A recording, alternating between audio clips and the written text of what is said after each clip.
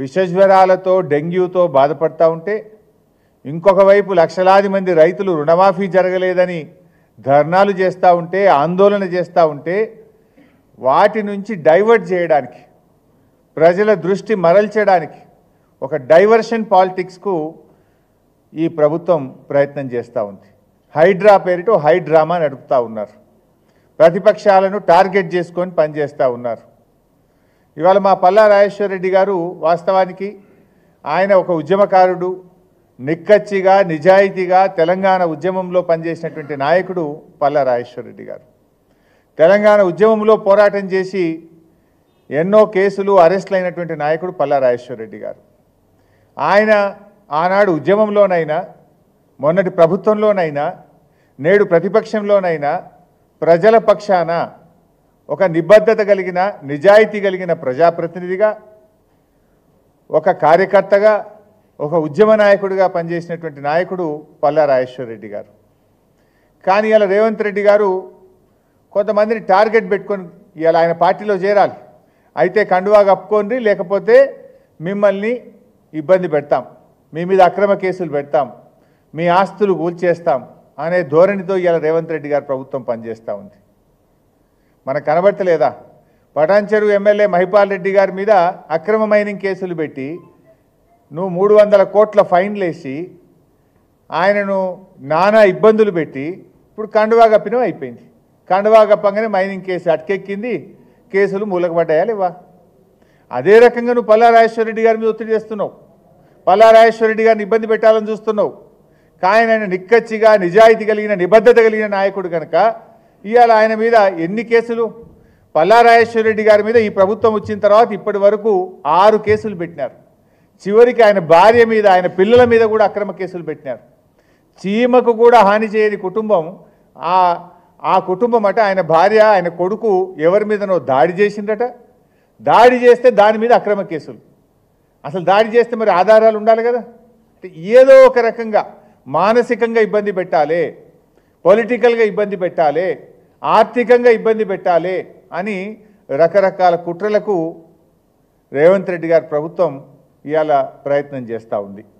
అదేవిధంగా ఈ మధ్య హైడ్రాతో ఓ న్యాయం లేకుండా ఓ నోటీస్ ఇచ్చి నిజానిజాలు తెలుసుకొని తప్పుంటే కొట్టండి, వి సపోర్ట్.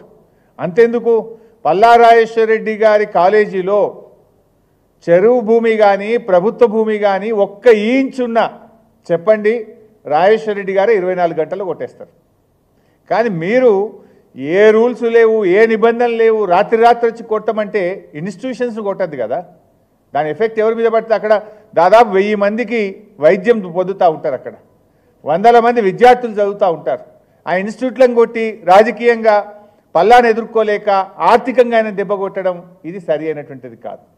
ఇవాళ పల్లా గారి కాలేజ్ విషయంలో చూస్తే ఆయన మెడికల్ కాలేజ్ నిర్మాణం జరిగిన సర్వే నంబర్ 813/P 796/Pకి సంబంధించిన భూమి అది వ్యవసాయ భూమి నుంచి వ్యవసాయేతర భూమిగా కన్వర్ట్ చేస్తూ ప్రభుత్వం ఇచ్చినటువంటి ఉత్తర్వు ఇది. ఎప్పుడు 30/4/2018లో అగ్రికల్చర్ నుంచి నాన్ అగ్రికల్చర్కు ఇది కన్వర్షన్ చేసినారు. చేసినప్పుడు అన్నీ చూసే చేస్తారు కదా. అందులో శిఖం భూమి ఉన్నా, FTL భూమి ఉంటే చేయరు కదా. When it is converted from agriculture to non agriculture అవన్నీ ఉన్నాయా లేవా చూసుకొనే చేస్తారు. నంబర్ 1.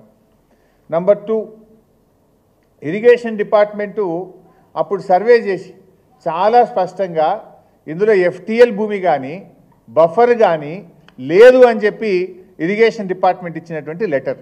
ఇందులో ఎంత స్పష్టంగా చెప్పిందంటే the distance between the full tank level counter and applicant land is measured. It is to certify that the applicant land is not affected in the full tank level and buffer zone of Nadem Cheruvu. ఇంత స్పష్టంగా అందులో FTLలో కానీ బఫర్లో కానీ లేదని irrigation department కొలిచి survey చేసి అప్పుడు report ఇచ్చింది. దాని తర్వాత మీరు joint survey irrigation and revenue department కలిసి జాయింట్ సర్వే చేసి వాళ్ళు కూడా రిపోర్ట్ ఇచ్చింది. ఇది దానికి సంబంధించిన పేపర్. ఈ జాయింట్ సర్వేలో కూడా మీరు చూస్తే it was observed that no part of land in survey number 813 part of is coming under FTL and buffer zone area of Nadam చెరువు గట్కేసర్ మేడ్చల్ డిస్ట్రిక్ట్. ఒక చిన్న ముక్క కూడా ఎఫ్టీఎల్లో కానీ బఫర్లో కానీ రావడం లేదని రెవెన్యూ మరియు ఇరిగేషన్ శాఖలు సంయుక్త సర్వే చేసిన తర్వాత ఇచ్చినటువంటి రిపోర్ట్ ఇది. ఆ తర్వాత జిల్లా కలెక్టర్ అప్పుడు ఎంవి రెడ్డి గారు ఉన్నారు. జిల్లా కలెక్టర్ గారు కూడా ఆయన జిల్లాకు సంబంధించినటువంటి మీటింగు, హై లెవెల్ మీటింగ్ జిల్లాది పెట్టి వారు కూడా రిపోర్ట్ ఇచ్చిండ్రు. ఇది జిల్లా కలెక్టర్ గారు ఇచ్చినటువంటి రిపోర్ట్ ఇది. ఇందులో జిల్లా కలెక్టర్ గారు కూడా ఏం report ఇచ్చిండ్రంటే, in this regard it is to inform that NOC is considered for survey number 813 by part at measuring 6 acres 20 guntas of Korremula village Gatkesar mandal. అంటే ఈ డిస్ట్రిక్ట్ లెవెల్ కమిటీలో కూడా అందరూ ఆఫీసర్లు కూర్చొని సర్వే చేసి ఇక్కడ ఎలాంటి ఎఫ్టీఎల్ కానీ బఫర్ భూమి లేదని ఆయన ఎన్ఓసి కూడా జిల్లా కలెక్టర్ గారు అప్పుడు ఇచ్చినటువంటి పేపర్ ఇది. ఆ తర్వాత హెచ్ఎండిఏ కాలేజీ కట్టేటప్పుడు హెచ్ఎండిఏకి వెళ్ళి హెచ్ఎండిఏలో కూడా పర్మిషన్ తీసుకున్నారు. ఆ పర్మిషన్లో కూడా సెల్లార్ ప్లస్ 6 అప్పర్ ఫ్లోర్స్కు స్పష్టంగా ఇది హెచ్ఎండిఏ పర్మిషన్. హెచ్ఎండిఏ పర్మిషన్తోనే కాలేజీ నిర్మాణం కూడా చేయడం జరిగింది. అంటే ఈరోజు ఇరిగేషన్ డిపార్ట్మెంట్ పర్మిషన్ ఉంది, రెవెన్యూ డిపార్ట్మెంట్ నాలా కన్వర్షన్ చేసింది, డిస్ట్రిక్ట్ హై లెవెల్ కమిటీ మీటింగ్లో జిల్లా కలెక్టర్ గారు ఎన్ఓసి ఇచ్చిండ్రు, హెచ్ఎండిఏ పర్మిషన్ ఉంది. ఇంత స్పష్టంగా ఉన్న తర్వాత ఇవాళ మీరు ఆయన మీద ఉద్దేశపూర్వకంగా ఈ కుట్రలు చేసి దాడి చేయాలని ప్రయత్నం చేయడం అనేటువంటిది ఇది కేవలం రాజకీయంగా జరుగుతున్న కుట్ర తప్ప ఇంకోటి లేదు. మేము అడుగుతున్నాం, మీరు రండి, జర్నలిస్టులు రండి, మొత్తం మీడియా సమక్షంలో రెవెన్యూ డిపార్ట్మెంటు ఇరిగేషన్ డిపార్ట్మెంట్ వచ్చి ఫిజికల్గా కొలవండి, అక్కడ మెజర్ చేయండి, ఈ రికార్డులన్నీ పరిశీలించండి. 1 ఇంచ్ ఉన్నా పల్లా రాజేశ్వర రెడ్డి గారు తానే కొట్టేయడానికి సిద్ధంగా ఉన్నాడు.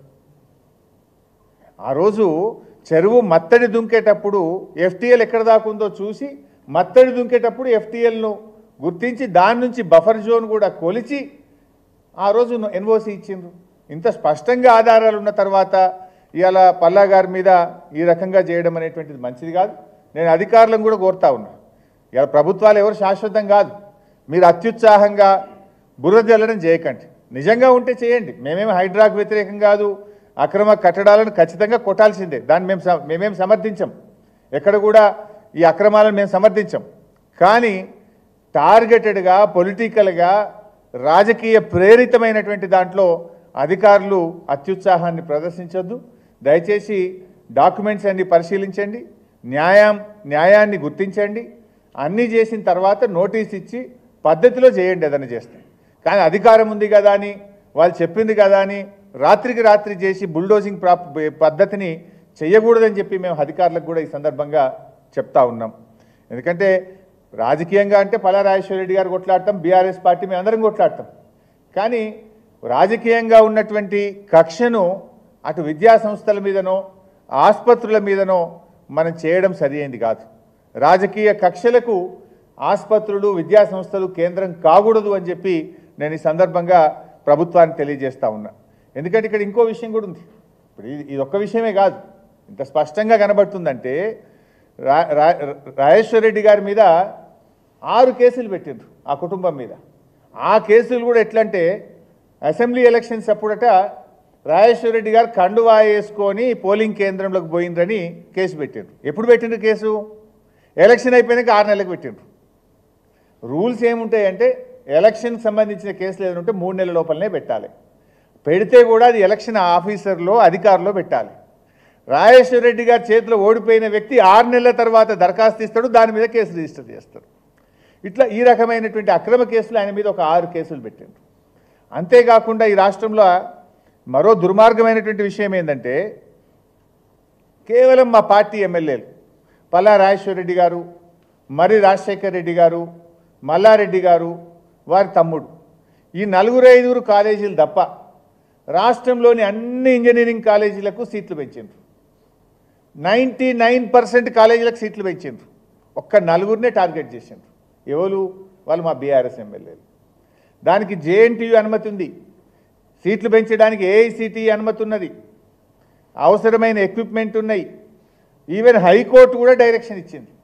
హైకోర్టు చెప్పింది, జేఎన్టీయూ చెప్పింది, ఏఐసిటి చెప్పింది, అన్ని అనుమతులు ఉన్నాయి, అన్ని టెక్నికల్గా ఉండాల్సినటువంటి అన్ని ఫీచర్స్ ఉన్నాయి. అయినా మా ప్రభుత్వానికి విశేష అధికారం ఉంది, వీళ్ళు నలుగురు టీఆర్ఎస్ వాళ్ళు కనుక వీళ్ళకి ఇయ్యం, కేవలం టీఆర్ఎస్ ఎమ్మెల్యేలు కనుక మిగతా అందరికి ఇచ్చి 99% కాలేజీలకు ఇచ్చి 1% కేవలం మా పల్లా రాజేశ్వర రెడ్డి గారు, మరి రాజశేఖర రెడ్డి గారు, మల్లారెడ్డి గారి కాలేజీలను టార్గెట్ చేసి వీళ్ళ కాలేజీలకు మాత్రమే సీట్లు పెంచడానికి అనుమతి ఇవ్వలేదు. పైగా తగ్గించింది, ఇంకా పెంచడం విడిచిపెట్టాడు, తగ్గించింది. అంటే దీన్ని బట్టి ఒక్క ఉదాహరణ కాదు, మీరు చూస్తే కేసులు పెట్టడం కానీ, ఇంజనీరింగ్ కాలేజీలలో సీట్లు తగ్గించడం కానీ, ఇవాళ FTL పేరు మీద హైడ్రామా పేరిట ఇవాళ కాలేజీలను కూల్చివేసి ఆసుపత్రులను కూల్చివేసేటువంటి కుట్రలు కూడా జరుగుతూ ఉన్నాయి. రాజేశ్వర రెడ్డి గారు అన్ని అనుమతులు చూపించినాం కదా, నాలా కన్వర్షన్ ఉంది, ఇరిగేషన్ పర్మిషన్ ఉంది, district high level committee permission ఉంది, HMDA పర్మిషన్ ఉంది. ఇంక ఈ రాష్ట్రంలో ఒక కాలేజీ కట్టడానికి ఎన్ని అనుమతులు ఉండాలో అన్ని అనుమతులు తీసుకొని రాజేశ్వర రెడ్డి గారు కట్టింది తప్ప ఎక్కడ కూడా ఒక్క తప్పు కూడా చేసిన పరిస్థితి లేదు. కానీ మీరు ఇవాళ అధికారాన్ని అడ్డం పెట్టుకొని రాజకీయ పరంగా ఇవాళ కక్ష సాధింపు చర్యలకు పాల్పడడం మంచిది కాదు.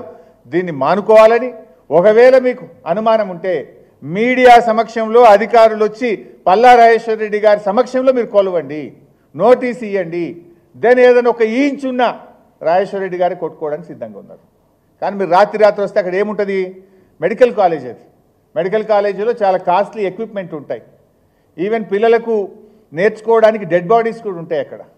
ఆ పిల్లలకు ఎన్నో వసతులు, ఏర్పాట్లు, చాలా ఎక్విప్మెంట్. నువ్వు రాత్రి వచ్చి వాటి అన్నింటినీ అట్లే కొట్టేస్తే రేపు ఏమైతుంది, ఆ పిల్లల భవిష్యత్తు ఏంది, అక్కడ ఉన్నటువంటి ఆస్తుల భవిష్యత్తు ఏంది, దాని సంగతి ఏంది?